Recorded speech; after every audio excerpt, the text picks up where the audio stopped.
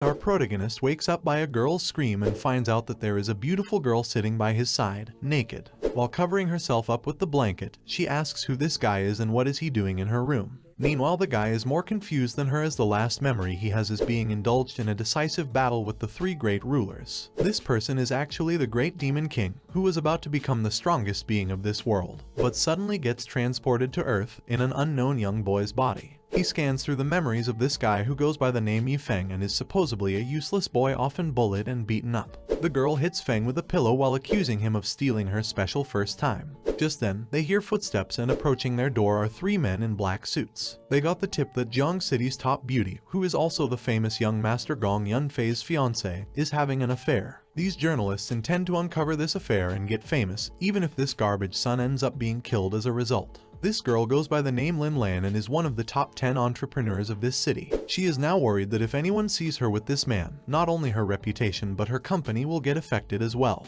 After scanning this guy's memories, he concludes that this guy had nothing to do with Lin Lan and both lost their consciousness after drinking. Someone then trapped them by throwing both of them onto the same bed. He overhears that the person who wants to ruin Lin Lan's company and wants the owner of this body to die a humiliating death and who tipped these journalists is Yi Hu Xiao. He sees another flashback of this creepy golden-haired dude whose guards have pinned Feng down. He holds a grudge against Feng because the old man, maybe the head of Yi family, holds Feng dear. Feng then uses his flashy red and black destructive demon smoke to leave the room. Everything that the smoke touches meets its ends, like the flowers that withered as soon as the smoke touched them. He reappears outside the building and laughs like a devil as this challenge of being trapped in a human's body will not affect his goal of becoming the strongest being. Meanwhile, the journalists barge into Lin Lan's room and surprisingly, there is no guy in there and now they are the ones who will suffer for breaking into a beautiful naked lady's room. Somewhere in the city, Yu Hu lights up his cigar as the paparazzi might have gotten pictures by now and by tomorrow, the old man will be forced to abandon Feng. Just then, Yi Hu's guard gets a call from one of the journalists who tells them the bad news. With nerves popping out of his face with anger, Yi Hu furiously asks how it is possible and orders them to look again as he must be hiding somewhere in the room. Just then, Feng appears in front of this direct descendant of the Yi family and with a smile, he asks if he was the one to plan all this. After Yi Hu confesses that he would never let a bastard son of his father inherit the family, he pulls out a dagger and charges at Feng. Feng takes a step back and easily evades the dagger's line of attack and then steps forward to grip Yi Hu's neck, saying that he is the one not leaving alive today. Seeing Feng up close and hearing the words of how he would taste, Yi Hu wonders if this scary person in front of him is actually a human. Petrified by this encounter, he runs toward his car and tells the guard to drive away from him immediately. He is finally relieved when the distance between Feng and their car increased. However, they suddenly see a red mark on roof of car that appears to be some spell. The same mark is also appearing in Feng's hand and when he crushes it with his fist, the car blasts just as Yi Hu jumps out. By whispering the words that Feng is a demon, Yi Hu loses consciousness. Since he is just an insignificant ant for Feng, he decides to let him live for now. He wonders how the demon planet is doing right now and especially Huang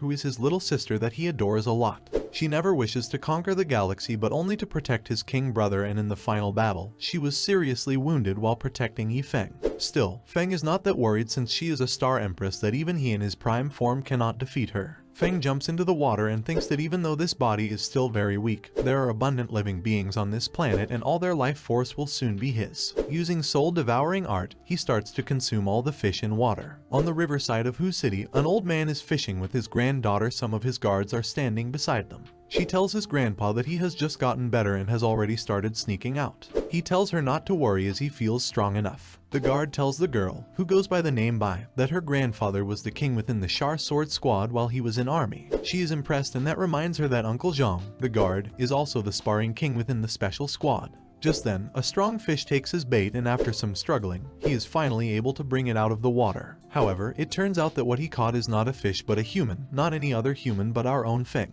The guards charge at Feng, thinking of him as an enemy, but Feng easily overpowers all of them. Seeing all guards taken out just like that, Zhang rushes to take care of Feng.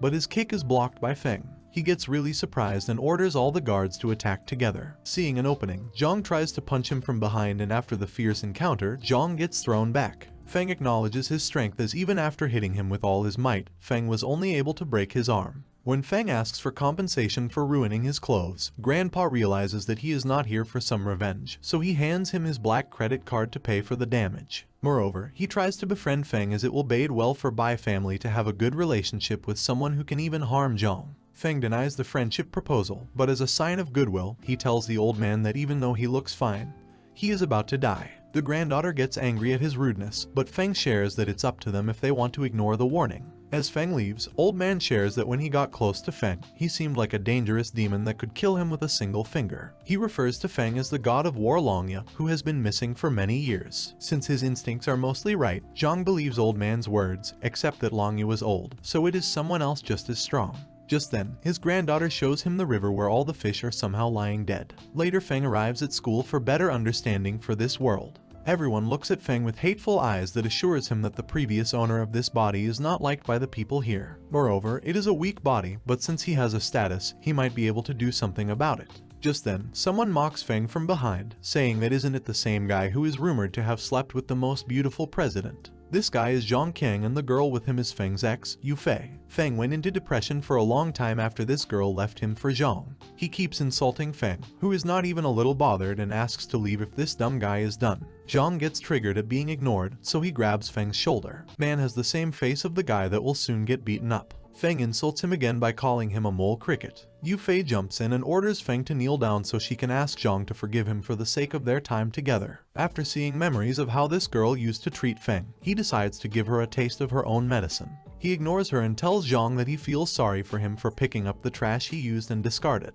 With extremely angry and constipated expression, Zhang starts shouting at him with lame comebacks and lame belittling talk. Yu Fei also tries to humiliate him by saying that she never liked him and blah blah. Feng cuts them off by saying that both of them look good together and a bitch and bastard are a match made in heaven. He congratulates both of them as trash suits with other trash. As Zhang is about to punch Feng, Bai Yi stops him by announcing that Feng is her boyfriend and anyone who dares to touch him will be considered an enemy of Bai family. Meanwhile, Feng is not happy with her grabbing his arm while she tells him that he should be honored that such a pretty girl is grabbing his arm. The bystanders are shocked to hear that Bai Yi is going out with this loser as she is the most popular girl in this campus. Zhang realizes that he cannot go against Bai family, so he backs off. Feng congratulates Zhang for being lucky enough as he would have gotten killed if she did not stop him. Also, he thanks him for taking away this trash woman. Yu Fei tries to stop Zhang from listening to Feng's words but gets a satisfying slap from Zhang. While walking towards class, he follows him and asks for a thank you. Feng gives a deep answer by saying that a man who does not have power or money cannot even express his gratitude.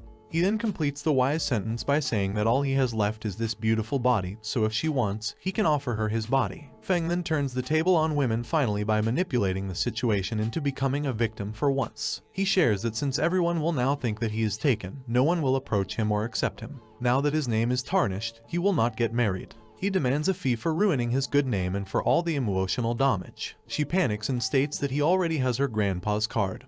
But Feng responds that that has nothing to do with her. She gets cute angry and starts looking for money in her pockets. Using this opportunity, Feng escapes. She realizes that Feng already knows that she is trying to get close to him to interrogate. She still aims to uncover all his secrets and find out his true identity. In the classroom, two guys are taking about Feng, saying that the trash is back but he won't last long since the Gong family will break his legs or even kill him. Moreover, the Yi family is also furious with him, and the higher-ups want to kick him out of the family. Feng enters the room and ignores them. The noisy dog from outside, Zhang, is also sitting in the class, smirking at him as he cannot wait to see Feng getting killed. Just then, a fatty runs into the class and tells Feng to immediately come with him as the Gong family is here to take revenge on him. Feng tells Fatty to calm down and sit and he will handle the situation. Fatty tries to convince him to run away as the goons coming here will tear him into shreds just to get the favor of Gong family. The four muscular guys open the class's door with a kick because they are too arrogant and dumb to know that there is a thing called door handle. When they ask which one of them is Feng, Zhang points them towards our protagonist, hoping that Gong Wu will at least cripple him. Afterwards, he will lose the Bai family's protection and Zhang will have his revenge. The tall guy asks Feng if he is that useless illegitimate child. Feng counter-questions if he is the trash that is sent by Gong family. Gong Wu gets angry and Zhang thinks that Feng is only being rude because he thinks they will regard the protection from Bai family. However, this isn't happening. Thug 1 and Thug 2 as always try to threaten Feng to choose his words wisely. Gongwu offers him two options. Either Feng should kneel down and apologize at will, or option 2 is that they will make him kneel down by breaking one arm and one leg. Suddenly, Gongwu sees a scary demon in front of him instead of Feng. But he gets back to his senses, thinking it is just a hallucination. Feng casually sits on a desk and proposes a third option. While using the demonic eyes to hypnotize them, he orders them to kneel down. Zhang bursts out in laughter but is shocked when they actually kneel down in front of Feng. He tries to shake Master Wu to bring him back to senses. Feng decides to toy with them, so he tells them that the Fengi they are looking for is actually this ugly guy, while pointing towards Zhang. All four of them stand up together as they remember that they are here to beat Yifeng. They start punching and kicking Zhang until she is trembling in fear on floor, begging them to stop, so Feng orders them to back off and leave. Fatty gets all confused and asks if he really is the Feng he knows. Feng smiles and shares that he sure is. Fatty does not know that inside Feng's body is neither a human nor a ghost, he is a demon. Just when Zhang is about to walk out of classroom to go to the hospital, a really hot lady enters and asks what happened to him. To save face, he responds to the teacher that he fell down by himself. Feng notices that this pretty teacher is giving off an abnormal scent from her body which is of the violet blood. Turns out that she possesses an innate spiritual physique, and if Feng can get just one drop of her blood, then he could refine a demonic returning pill, which is equivalent to gaining an extra life. He suddenly sees a way of acquiring her blood in the form of the mosquito lunging behind her. The simp mosquito is tailing her while she walks across the class. Feng smacks the mosquito onto his teacher's butt and not only acquires the innate spiritual violet blood but also a better understanding of her not so innate physique. She immediately turns around and yells at Feng for trying to be her daddy, but Feng shares that there was a dangerous mosquito flying towards her, so he was only killing it. Kawaii-sensei gets angry and kicks him out of the class. By the expressions of Feng, we can totally see that it was worth the punishment. Also, the handprint on his face is nothing compared to where his handprints are on his sensei. From the mosquito, he sucks out the violet blood, but it's strange that a demonic mosquito, that are only found in the forbidden lands of the galaxy, are brought on Earth. Later at night, Fatty calls Feng to a bar and shares that his girlfriend made fun of Feng, so they have broken up now. He hugs Feng while crying and states that even though he liked her, she cannot insult his friend since he values his friendship, so he cut off his relationship with her. Sigma Fatty. Kids these days should learn the bro code from Fatty. Fatty then points toward the hot boss of this bar, Rose,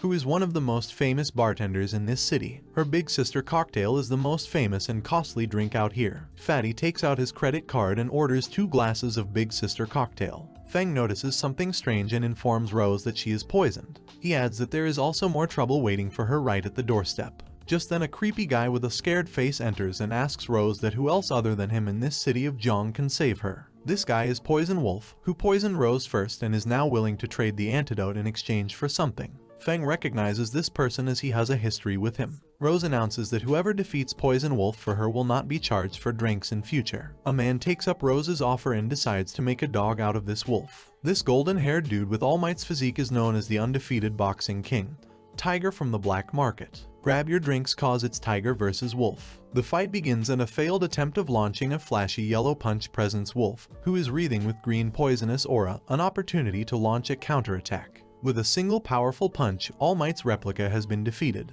He steps onto the unconscious Tiger and states that whoever tries to help Rose will meet the same fate. He kicks Tiger's body towards Fatty and heads towards the counter where Feng asks if he recognizes him. Wolf arrogantly replies that he does not care about whoever he is. He tries to pick a fight with Feng and grabs his shoulder. The last man to grab Feng's shoulder was Zhang, and we all know what happened to him. Feng grabs his wrist and Wolf tries to free himself but couldn't. He then tries to spit poison at Feng, but his vision could not match Feng's speed as he suddenly appears in front of him with an attack. Barely blocking the attack, Wolf is petrified at the strength of this man who appears to be a walking demon. Another failed attempt to attack gets him punched, and as Wolf lies on the floor, Feng asks again if he recognizes him yet. Wolf tells him to go to hell, which is ironic since Feng did go to hell and became the king and is back now. The fight rages on as Wolf tosses 3 poisonous sharp needles at Feng. Even though he can easily dodge them, Feng likes to show off, so he catches all 3 with his mouth. He might be a show-off, but he also likes to be honest, so he compliments Wolf's poison, saying it does not taste bad.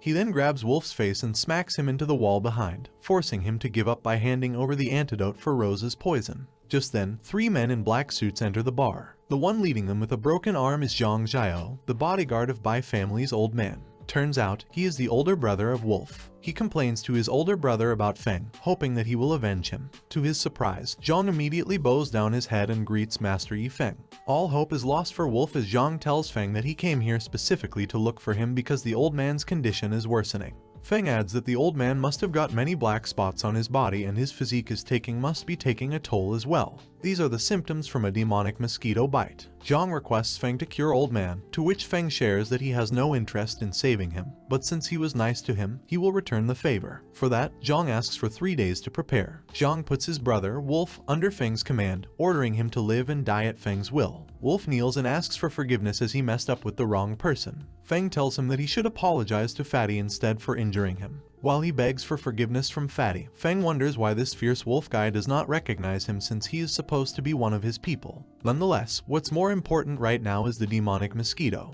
On his way back, he notices a familiar face, or should I say familiar body. Lin Lan, the girl whose bed Feng landed in, is walking down the street. She is either too tired or too drunk as she can barely walk. Just then, a few molesters stop the van right in front of her and drag her inside to take advantage. Seeing her get kidnapped, Feng decides to see where they are going. The van stops in front of a huge house in a remote place surrounded by trees. The guy in lead picks up Lin Lan, who is barely able to move her body. Surprisingly, this house belongs to Feng and he is being set up again. The fat guy with rooster hairstyle and pink shirt, while a pile of LS, breaks open the door and inside, they throw Lin Lan on Feng's bed. Since she is a very pretty lady, they decide to take turns with her, but Feng suggests that they should save time by forgetting one by one and dying altogether. They are surprised to see Feng back so soon and decide to change the plan. They are going to cripple him first and then proceed with their cheap motives. The fat bag of L is the first one to attack Feng and the first one to lose his life, as well as Feng pulls out his soul and leaves the ashes behind.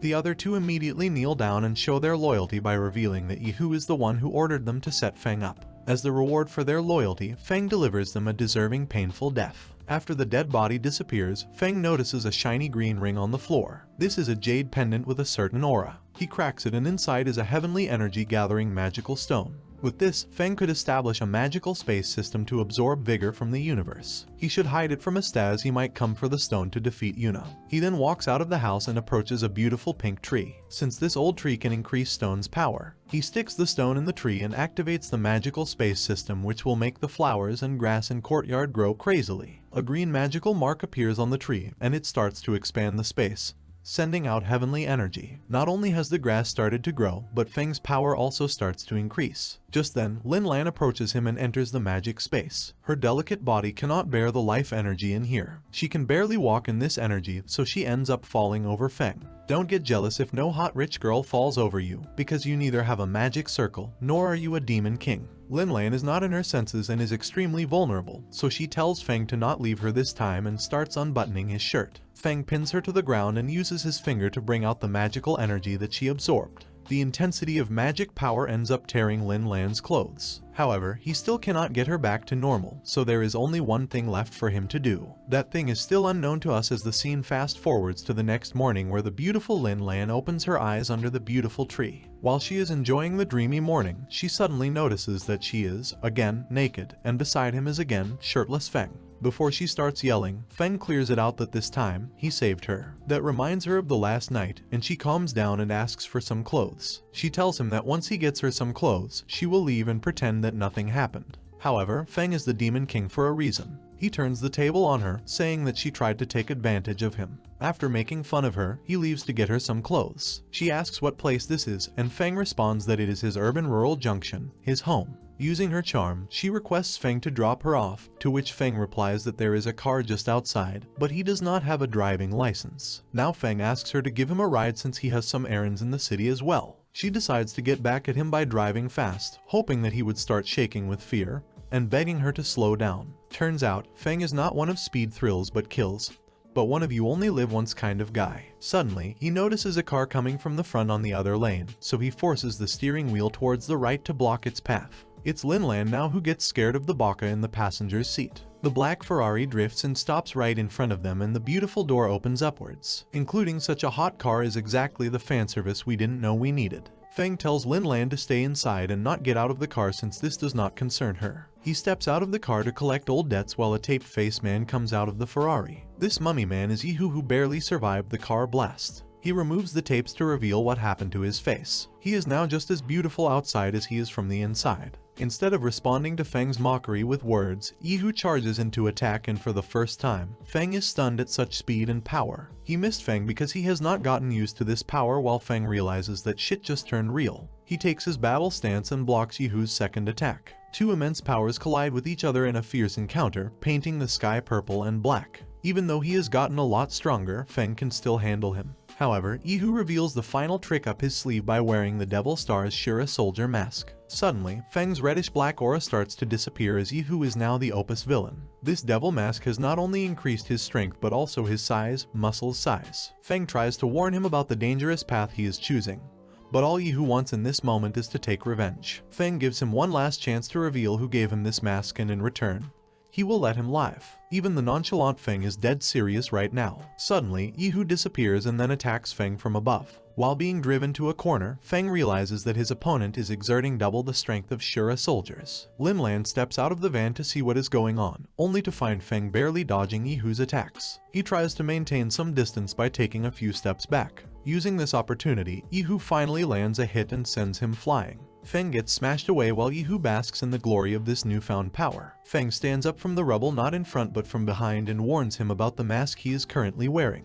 Yihu is shocked to see Feng behind him all of a sudden. His form has also changed into full black and red, a fashion symbol demon king. The soldiers of Asura are the lowest form of cannon fodder within the demonic star, and this mask of Asura is to prevent them from running away. This mask is not only a weapon but also the wearer's prison. The only way to take a mask is to either win the battle or lose his life. Right now, Yihu only cares about revenge, so he ignores all the warnings and Tadaki. However, Feng has gotten serious this time, and no one can stop him now. He completely dominates the battle from here on, and when their punches collide, Yihu's arm starts withering by the deadly black smoke. The agony and desperation further increase his size, and he gets promoted to the Hulk. However, his mask starts to come off. The Asura mask is already corroding him, and he is beyond saving at this point. Feng feels bad for Yihu, so he decides to give him a merciful death by finishing him with just a single, yet flashy move. He wonders how Yihu got his hands on this mask. Using soul extracting art, he takes out his soul that is not dispersed yet. He then consumes his soul and gets disappointed since the young master of the Yi family should have been tastier. Meanwhile, Lin Lan notices that all the noise is gone, so the commotion must have ended. Lin Lan asks if Feng is alright and is confused since the terrifying fight she just witnessed makes her think that these guys are not even humans. She asks if Yihu is dead and is relieved since he tried to set them up and kill them multiple times. Feng thinks to himself that the woman is really calm. He asks if she knows about any places where he finds information for research. She responds that his school's library is the city's largest library, so he might as well look there. She drops him off at school, where Feng tells her to keep the van since he does not have a driver's license anyway. She tries to ask where he got all this power from, but he ignores her question and tells her, smoothly, to call him the next time she faces any trouble. He had already saved his number in her phone. Men ask for girls' numbers while Giga Chad saved their number in others' fiancé's phone. She is surprised but at the same time relieved since she can contact him anytime. On his way to library, Feng thinks about this world and how it gives him a weird feeling. The Asura's mask and poison wolf are both from his planet. Moreover, demonic mosquitoes have started to appear as well. Therefore, he arrives at the library to search about this world. However, everything recorded in the book seems normal, but Feng still gets this strong sense of insecurity. Suddenly, someone puts her hands on Feng's eyes. I used her instead of his because Feng is an Opus main character, so it must be a girl. He looks behind and it really is a girl that reminds him of Huang. However, this girl isn't Zai, Yi Feng's childhood friend. She asks Feng where he has been these past few days. She was missing him, so she herself came looking for him. She asks if he could join her birthday party that her best friend organized for her. Feng agrees and heads out with this cute girl to a luxurious restaurant. Her best friend must have spent a hefty amount of money just to book this place. The manager approaches them and ushers them to their VIP room 19 where her friend is already waiting. Then Zai also feels that her friend went wrong by booking such an expensive place and asks Feng if she should suggest her to change places. Feng is already suspicious, so he tells her that it would be rude to say it now.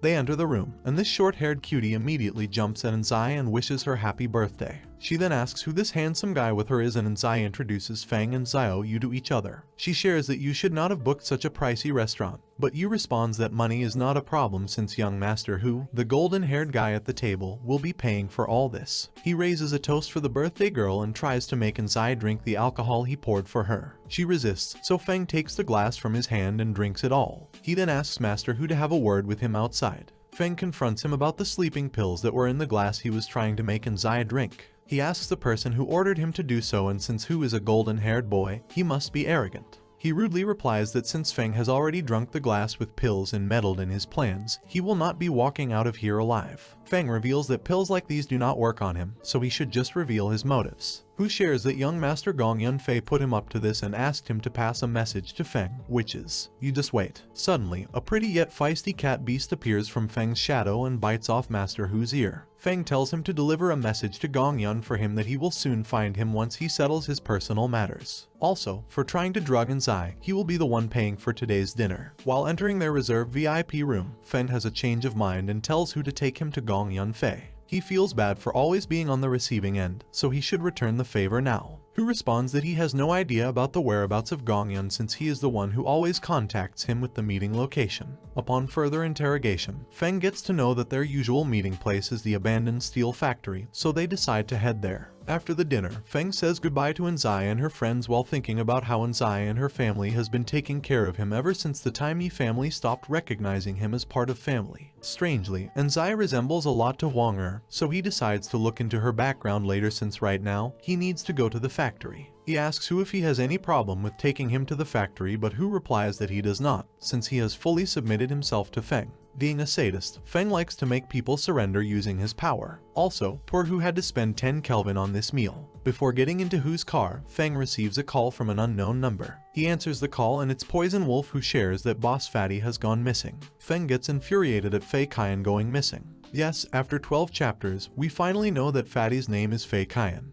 But we will still address him as Fatty until he reincarnates as a slime or some other Opus MC. They arrive at the abandoned factory where Hu refuses to go inside with him. He just wants to stay behind and inform his Master Gong about Feng. Turns out, Feng has already taken his phone out of his pocket, and just then, he receives a call from Gong Yun. Feng tells him that he should not have kidnapped Fatty, and since he has prepared so many surprises, he will make sure to return the favor properly. He suggests a meetup, but Yunfei rejects his proposal, saying it would be useless since Feng is not going to survive tonight. Yunfei hangs up on Feng, which makes him angry, and as a result, he crushes Hu's phone. Feng is devastated since there are only 2 people in his circle and both of them got in trouble because of him. Every misfortune happening today is all arranged by Yunfei, but Hu adds that even though he knows about it, Yunfei would not let him off and he will have to realize just how terrifying the Gong family is. All these threats and warnings are only spurring him on as he shows Hu a glimpse of his demonic side before leaving. Inside the factory, Fatty is tied to a pillar and whipped by Gong Wu, the same brother of Yunfei who was hypnotized by Feng and forced to beat up Zhong.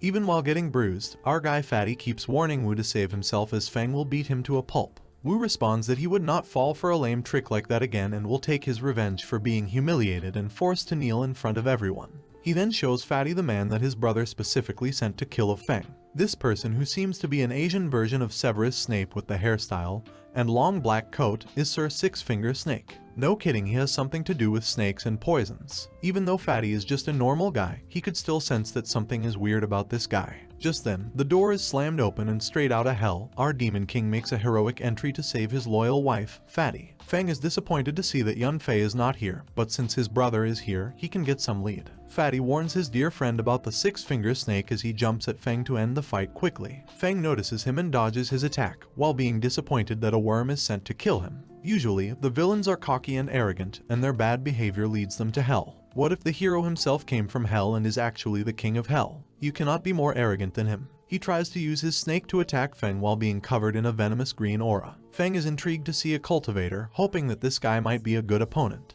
Sadly, this guy has no idea what a cultivator is. Therefore, he is in for a lesson as Feng's feisty panther-like cat appears and kills the snake. Before Feng could attack again, Six-Finger Snake unleashes his deracinating King Cobra that he always saves for the people he wants to make sure are sent to hell. Feng tells him that he is getting bored now, so he should entertain him with some new or better moves. Maybe something flashy. He tells his spirit cat to get ready since there are a lot of snakes for her to eat. Since absorbing the vitality from that drop of blood he got from Fangy, the hot teacher he spanked, his cat has started to grow its own wisdom and has formed into a spirit beast. That blood couldn't be used for refining pills, but he got a helping hand, so it's all good. The battle of spiritual beasts begins, however, since there is more than one Cobra King and that two are much bigger than the cat. Sir Six-Finger thinks that he has an upper hand. He lures the cat with one snake and tries to attack Feng with the other. Feng then reveals, with arrogance of course, that with this lowest level of controlling technique, he can never defeat him. Unlike him, Feng does not need to stand in one place, being occupied with controlling his beast. Suddenly, Sir Six Finger Snake's strength has become his weakness since he has to dodge attacks from Feng who can freely move,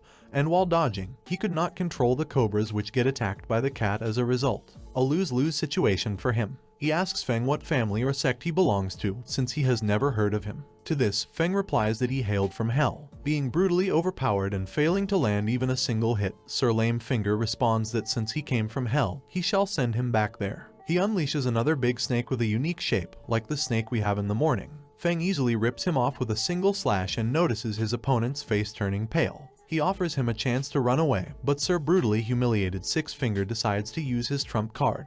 He orders his cobras to come back and mixes his own blood with them, turning their color into red. This huge red snake attack is called the Scarlet Python. Feng calls his cat back as he is getting bored, and he wants to show off some of his flashy moves by taking down this scarlet red python himself. The snake ingests our beloved arrogant protagonist, and his wife Fatty starts to moan while Gongwu is happy that he finally gets what he deserved. However, the snake's belly suddenly ruptures, and a demonic baby comes out of him. The same demonic baby that Feng released earlier in the river to eat off all the fish. The giant baby, who resembles Fatty more than Feng, eats the scarlet python, and then Feng approaches his opponent, Sir Trembling Six Fingers, and warmly welcomes him to his turf, hell, by ripping off his arm. As Feng enjoys toying with Sir One-Armed Six Fingers, he begs for mercy and requests him to not kill him as he will do anything for him. It would have been different if a girl told Feng that she will do anything. Since he is a guy, Feng uses him differently. Sir Hopeful Six Fingers gets excited as he might get spared.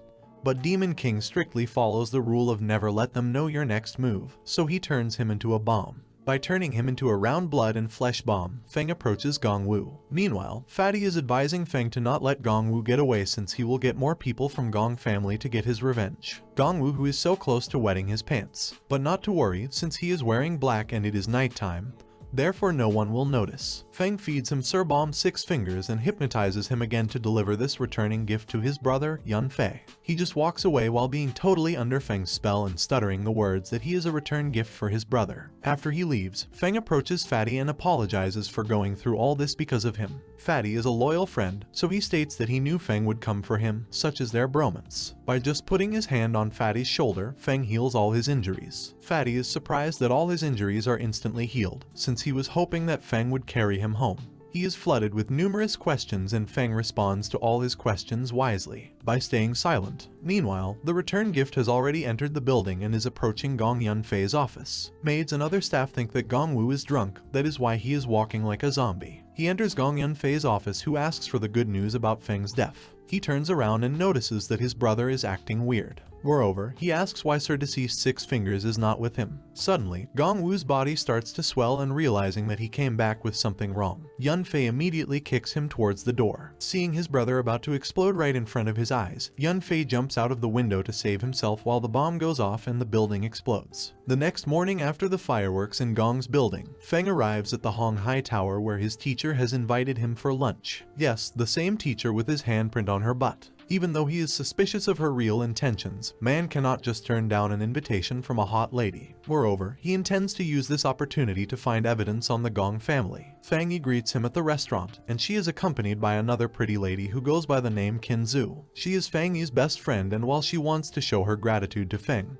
her friend here wants to ask him a few questions. They both stare intently with big round eyes at Feng, which makes him nervous and forces him to ask if there is something wrong. Fang Yi shares with a cute smile that ever since her bestie heard the story of him killing the demonic mosquito, she kept telling her how scary that little thing is. So, she feels bad for slapping him, and to compensate, she invited him out for lunch. The other pretty girl then introduces herself that she is a doctor and also the manager of the biggest private institution for health in this city. Since the information about appearance of demonic mosquitoes is still not disclosed, she is curious to know how Feng knows about them. Feng plays a safe game by refusing to give any comments. The cute lady suddenly shifts to threatening lady as Feng's answer is not convincing, and she now suspects that he must have something to do with those mosquitoes. Feng gets up since he is in no mood for an interrogation and thanks both of them for this generous lunch. Even though he did not eat anything, his eyes must have had a feast. Fang Yi tries to stop him and follows him to the main entrance along with Qin Zhu. A group of men in black suits is already waiting for Feng outside. The person they are accompanying is Bai Zhengguo, a man with brighter head than your future. He is here to request Feng to help save his father's life since his health is continuously deteriorating. Qin Zhu tries to intervene, saying that this guy has no medical background. Zhengguo shuts her down, saying that she should not insult Bai family's distinguished guest. Feng agrees to go with them. Qin Zhu asks if she can also come along to see the process of treatment. If he succeeds, she is willing to become his student. He agrees as long as Zhengguo has no problem with it. Meanwhile, a greenhead with huge lips, which no one wants to know turn this big, is spying on Feng, and he informs his boss that Feng has left with the Bai family. His boss, Yun Fei, orders him to keep following them. He is agitated over last night's event in which Feng made a bonfire out of his building. To him, Feng is already a dead man, but he wants to be the one who chooses how horribly Feng dies. At the mansion, Qin Zhu again expresses her concern that an entire field of doctor cannot treat this case, yet he says he can do it. She is worried that Feng is only using the old man as an object of experiment. However, she does not know that Feng is a decent man who only experiments turning living humans into bombs and zombies. He tells her to observe closely since there won't be another chance for her to see him in action. In the old man's room, Feng orders his black cat to come out and then tells Zhengguo to bring him an empty bowl. As always, the cat first sniffs the bowl and then releases some pink fluid from her claws, which is her blood. Meanwhile, Feng is having a hard time in holding Qin Zhu back, who is a cat lover and so badly wants to touch it. Feng asks Zhengguo to make his father drink this and he will be healed then. He further advises them to be careful of the Gong family's schemes in future. Upon hearing the name of Gong family, the room fills with tension. Confused, Feng inquires about all this fuss regarding Gong family and why everyone is so scared of them. Just then, the pink cutie, Bai enters the room and shares that it's not the Gong family who is the real issue. It's actually the family backing them, the Leng family and Jian Nam. Old man wakes up and is devastated to hear that he fell into the trap of Gong family. Feng adds that there are still many things about this world that he is trying to figure out, so he cannot answer everything. However, one thing is for sure, that is that the demonic mosquitoes are not from this world. The old man does not need to worry right now since the Gong family is not crazy enough to strike him yet. While he is having a conversation with Bai by the window, he asks if this rally of cars outside their gate belongs to them. Turns out, the Gong family has surrounded the Bai mansion to capture Feng and deal with him. With a proud and brave smile to his face, Feng asks the old man for a car to escape. The gate opens, and before Feng could drive away in this luxurious white beauty, Zhang and his guards knock out a few of Gong's men while stating that their limit is being tested here since Feng is their guest. Since the ordinary guards cannot pass through the iron wall Zhang, they summon the rock. He politely asks Zhang that if he could smell what the rock is cooking, he should lead him to Yifeng. As a token of appreciation, he will leave the Bai family unharmed. This huge beast goes by the name Gui Shu, who then looks down towards the white beauty and tells Feng to come out. Feng lowers the window and asks if he is the only person Yu Fei sent to kill him. Gui Shu reminds Feng that this is not some drive-through for him to lowering his window and chatting like this, so he tries to grab Feng. However, Feng uses his black smoke magic to block, and his block even breaks through Shu's punch. The big guy is impressed since Yun Fei was right about his skills. He adds that Feng's skills are enough to join the team, but unfortunately, he is going to die. Feng calls him an old man and tells him to save his corny dialogues for after he catches him. With that, he flies off in the white baby while all the Gong cars try to follow him. After he manages to draw a safe distance from the Gong cars, he arrives at the big pink tree. Realizing that the rock is strong and if he tries to go against him, he might lose, he uses the magical space system to level up. It was already dark when the Gong goons finally found his car. He welcomes them all to his very own mystery maze. Shu and his men try to find the hiding Feng among all these tall trees while Feng tunes this game of hide and seek up a bit. If he finds them first, he will kill them. Shu looks at his right to see one of the guards who will never require a barber again as he has been beheaded by Feng. Feng makes sure to cut everyone differently as if he is making pieces of a new 3D puzzle game. By welcoming everyone to his hell, he starts eliminating all the guards until the only person left is Shu. Guo Shu is finally facing the pressure and he states that no matter how Feng plays his tricks, he will still die tonight. Since it cannot be helped, Feng decides to come out of hiding so Guo Shu could try if he could really kill him. With a smirk on his face, Guo shares that he forgot to answer his previous question. Actually, he is not the only one sent here to kill Feng. Suddenly, a creepy 4-arms octopus version of Ryuk the Shinigami appears from above Feng. Creepy Ryuk intended to sneak up on Feng, but since it is his territory, he was waiting for him to attack. Feng smashes his face to the ground while Guo Shu is about to launch a magical attack. He gives Yifeng a chance to be obedient, so his death will be free of pain. That octopus monster escapes Feng's grip, so he tries to catch it again. Using this distraction, Shu fires a strong green magical beam. Just then, the octopus Ryuk grips Feng in his forearms and numerous legs. This creepy dude goes by the name Qi Feng, who tells our Demon King to go to hell now. He bites Feng and starts sucking all this magical power. However, Guo Shu tells Qi that this brat must be planning another one of his lame tricks, so they should just take him out. He launches a small green Kamehameha that pierces right through Feng's chest, leaving a giant hole in his body. Qi thinks that Feng is dead now, so he decides to use him to make a new puppet. Moreover, he really enjoyed the taste of his blood. However, Guo Shu is still not satisfied since this guy killed Sir Late Six Fingers. He will be at ease when Feng's whole body is destroyed. He launches another Kamehameha, this time on a bigger scale. Qi is disappointed since he expected more from Feng, who was mentioned personally by Gong Yunfei. However, he turned out to be just an F-level amateur at best. Since both of them are E-level experts, this was never a contest. Suddenly, Feng appears from behind and slashes off one of Qi's arms. They cannot believe their eyes, as not even experts could endure this attack from Shu.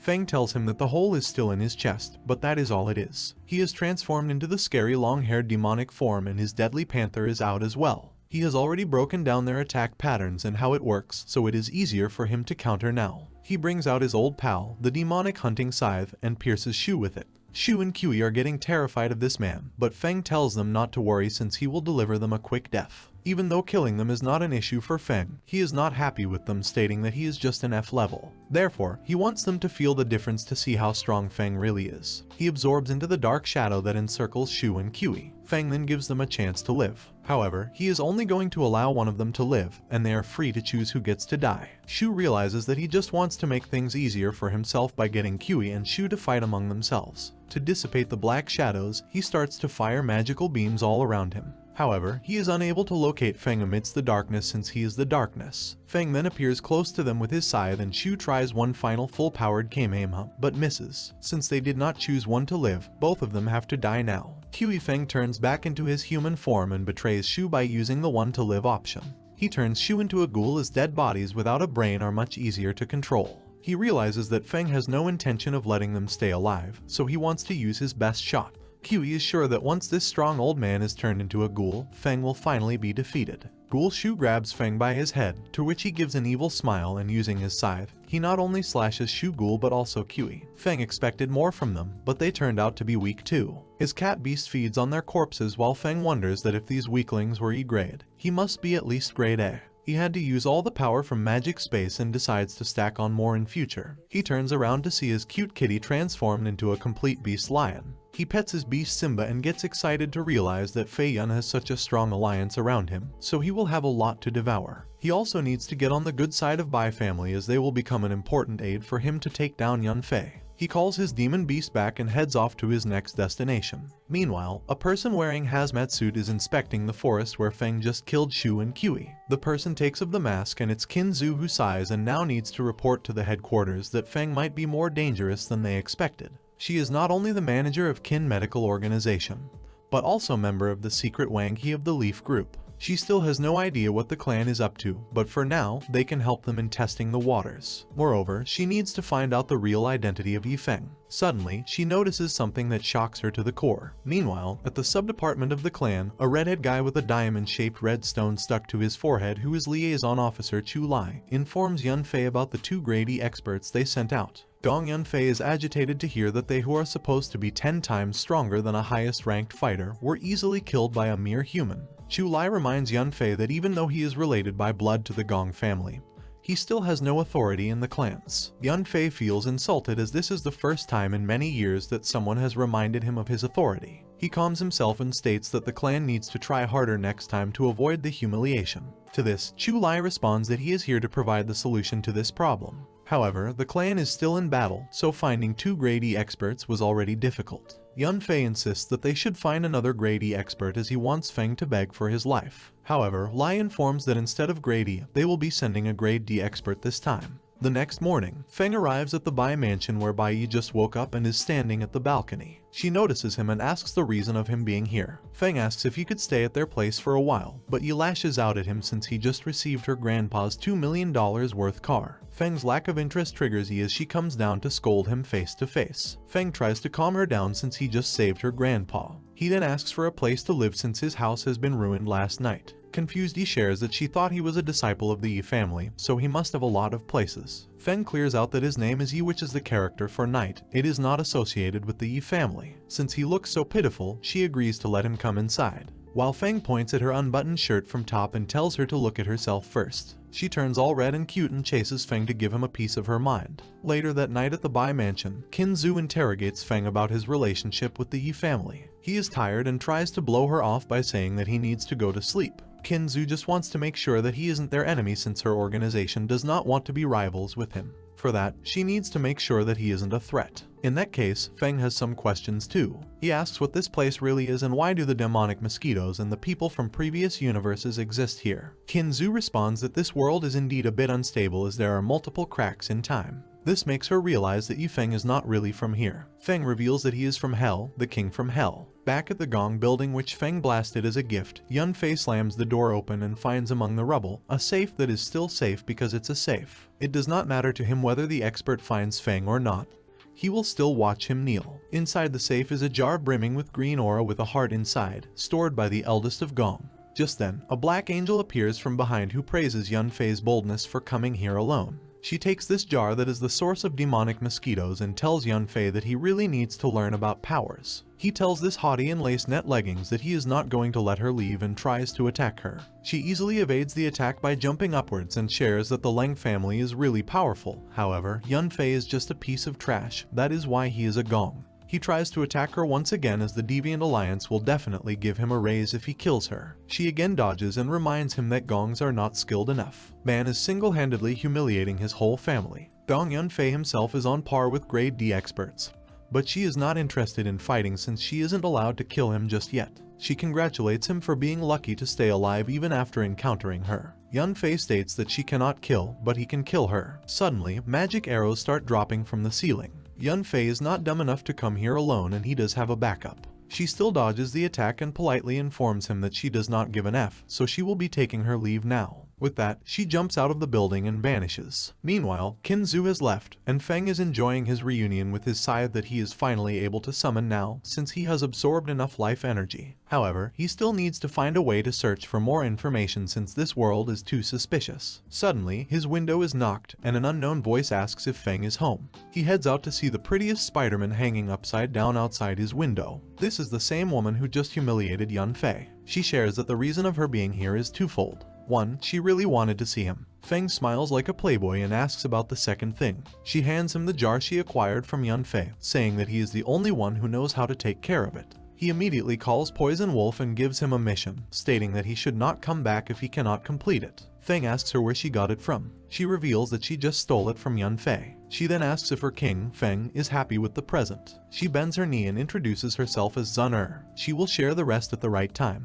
With that, she attempts to leave, but Feng stops her using his scythe, saying that he has not allowed her to leave yet. She states that for now, he only needs to know that she is not his enemy. She then disappears and Feng gets irritated since he hates the people who act all mysterious. You know who else is mysterious and cocky? Feng himself. This jar is the array that keeps the heart alive and gives the demonic mosquito blood. Due to some reason, it looks familiar to him. Just then, he receives a call from Lin Lan's number. He immediately heads out with Poison Wolf. In the car, Feng hands him the jar which floods the past memories into Poison Wolf's mind. He then asks if Wolf remembers him now. Wolf is shocked to see his king in front of him. Feng then asks him about everything he knows. Wolf shares that there was an explosion on the demonic planet and when he woke up, he was already at this planet. Before he lost consciousness, he saw a huge energy ball fall from the sky and then there was an explosion after which he blacked out. At the destroyed Gong building, Feng tells Yunfei that he should stop messing around now. Yunfei replies that all their problems started with this woman, Lin Lan, so they should end it with her too. Feng tries to explain to him that his small brain should know by now that it was all a ploy from Yihu. However, no one can put senses in someone with a dying wish. Feng asks where he got the demonic mask from and Yunfei shares that he will tell him after he sends him to hell. These dumb antagonists really don't have anything to say when their opponent is actually the king of hell,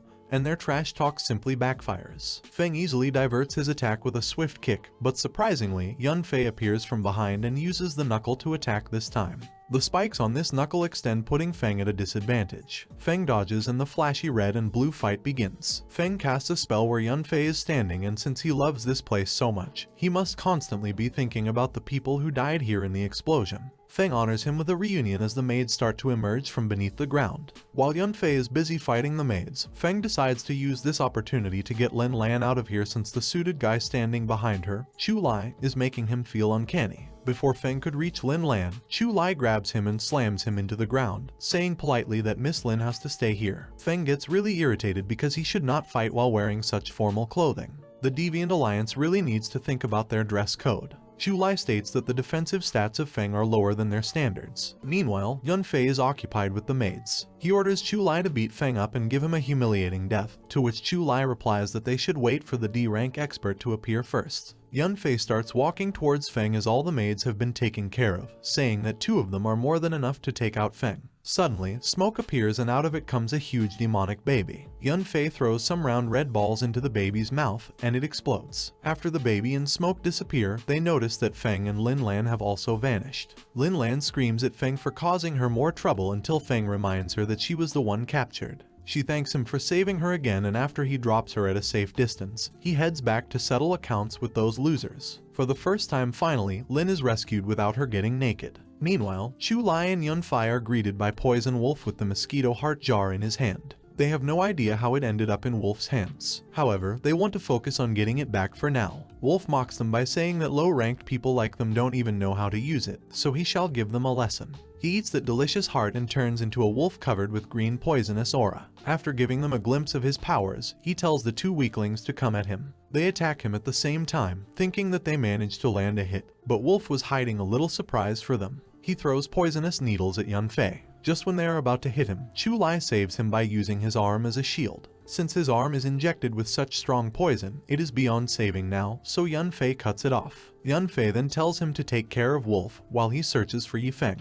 He gives him a red round ball to stick at the torn off arm. A metal arm appears in place of his lost arm, which reveals to Wolf that Yunfei's power is metal kinesis. As they head into a battle, Feng is back and ready to face Yunfei. Feng inquires why Yunfei is willing to risk his life just for his crappy ego. He gets triggered and replies that he is not an idiot like Feng, who chose to abandon the surname that he could have chosen. He wants to be a Leng but ended up being a Gong, since the rule in the world is that family blood is the only strong foundation to survival. Therefore, he is the person Yunfei hates the most in this city. While saying all this, he has prepared numerous magic balls that turn into sharp needles and start flying towards Feng. Feng swims in the air, dodging all the incoming attacks, and even if any needle gets through, the dark shadow covering him acts as a shield. He summarizes all that hatred speech and concludes that Yun is just a piece of trash who wants fame. Little does he know that Feng is the king of a whole planet. Small family names mean nothing to him. Feng pins the weak Yunfei down and states that without Leng family, he is nothing. As he holds his scythe to Yunfei's neck, he pleads, saying that the Deviants Alliance will not let him live if he kills him.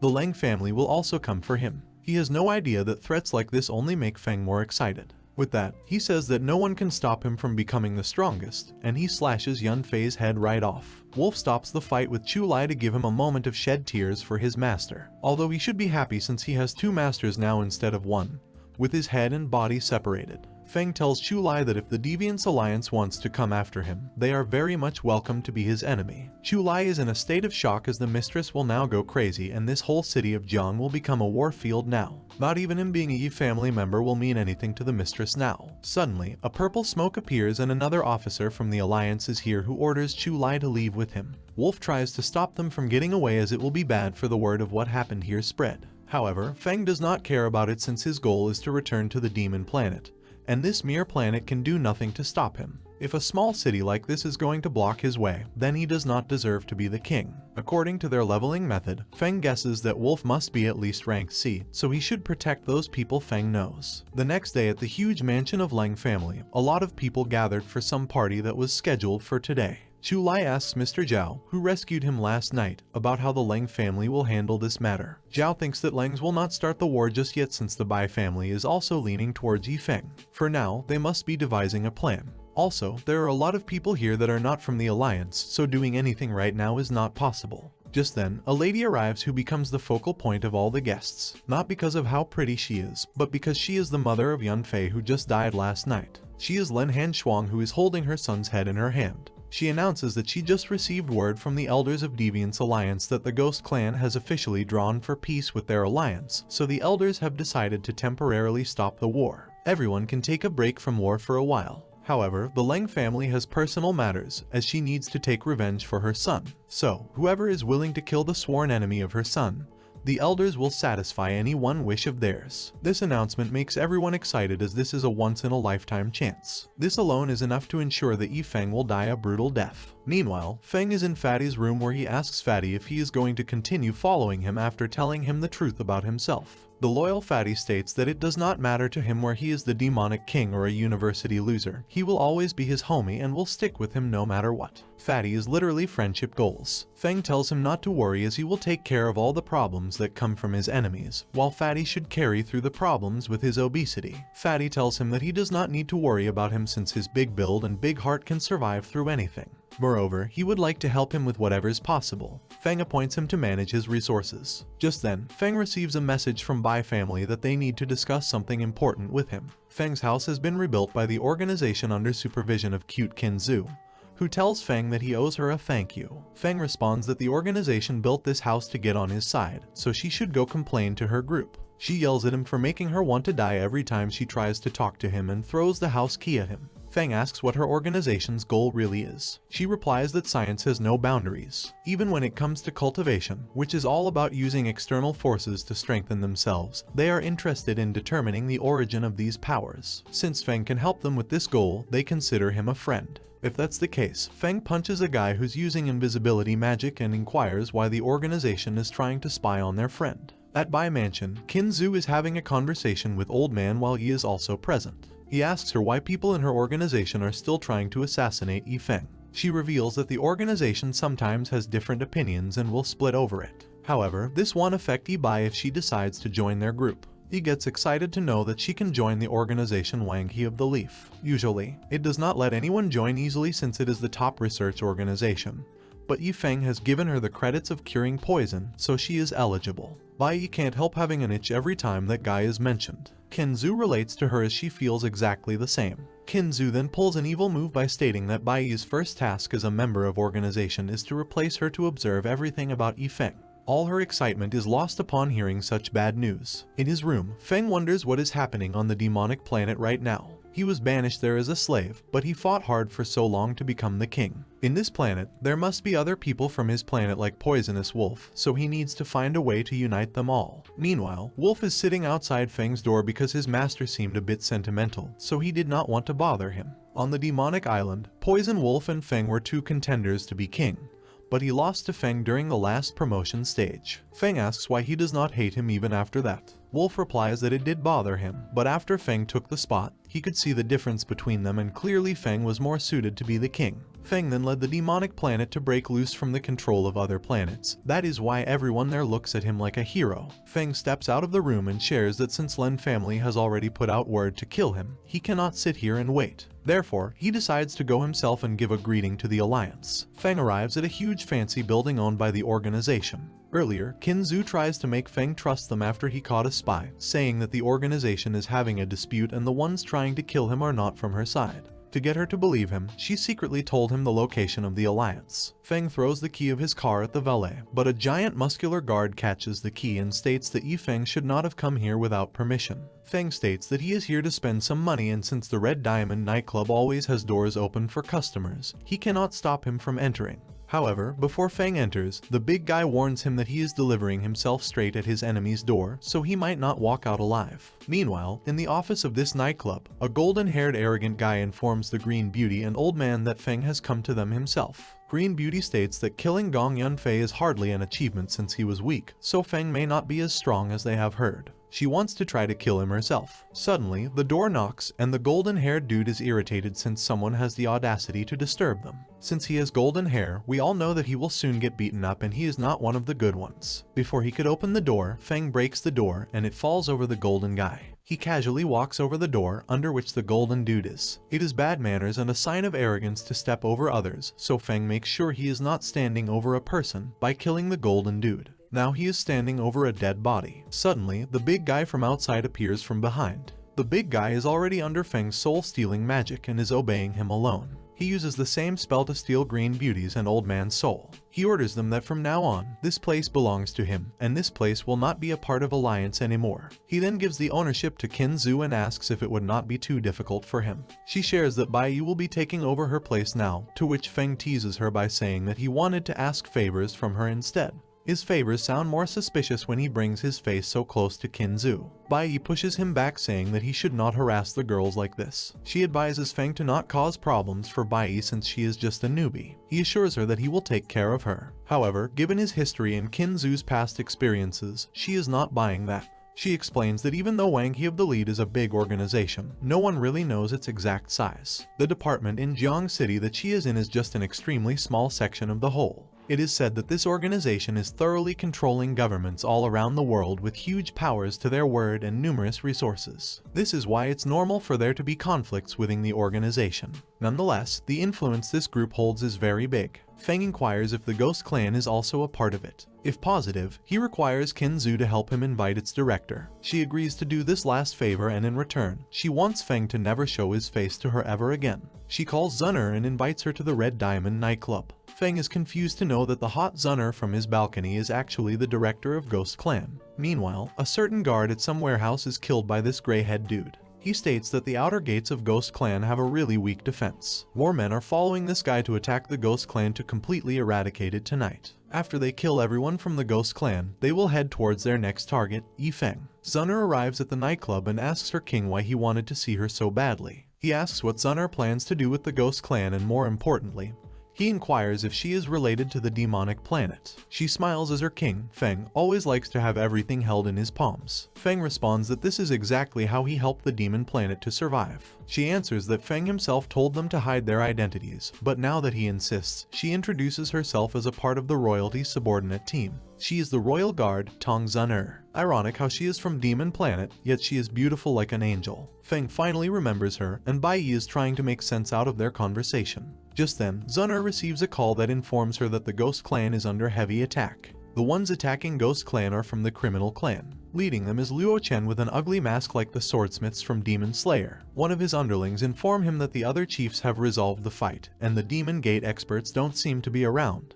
The criminal clan has such a large management. If the 3 criminals, one of whom is Luo Chen, and 5 specters do act, the clan will really get rid of the gate this time. The scene shifts to the 5 Spectres clan, who inform Luo that even after turning the entire place upside down, they still haven't found the 2 specters from the Demon Gate. Luo tells them that they should be happy about it, because if those 2 were around, these 5 would have been easily killed. They get triggered, and before the situation turns worse, a yellow-haired guy who seems to be a minimalist when it comes to clothes intervenes and scolds them for fighting in between among themselves. This guy is another criminal chief named Hua King, or known as the Heaven Criminal. The Heaven Criminal sends the 5 specters to go help the Earth Criminal, who seems to have crossed paths with Zun'er, who they need to quickly dispose of. He tells Luo to join him so they can look for the twin specters of Heaven and Earth. In his white beauty, Feng is driving towards the attacked headquarters of Ghost Clan. However, they get stuck in a traffic jam, so Feng takes an even faster route. He unleashes his Dominic Toretto and puts the car on the wrong side and drives fast and furiously. Zun'er is impressed by her king's quick improvising, while Bai Yi is equally stressed about the Demon Planet story and rash driving. Suddenly, another beauty in a red-hot dress jumps on their car, and Zun'er tells Feng that he can leave this one for her. This tall red beauty is Zun'er's younger sister. The clash of beautiful sisters begins, and Red Beauty uses her heel to tear off her older sister's shirt from the center. This reveals her white bra underneath, while she retaliates in a similar manner, tearing off the same part of her sister's dress as well. However, this time, the author had to use censorship.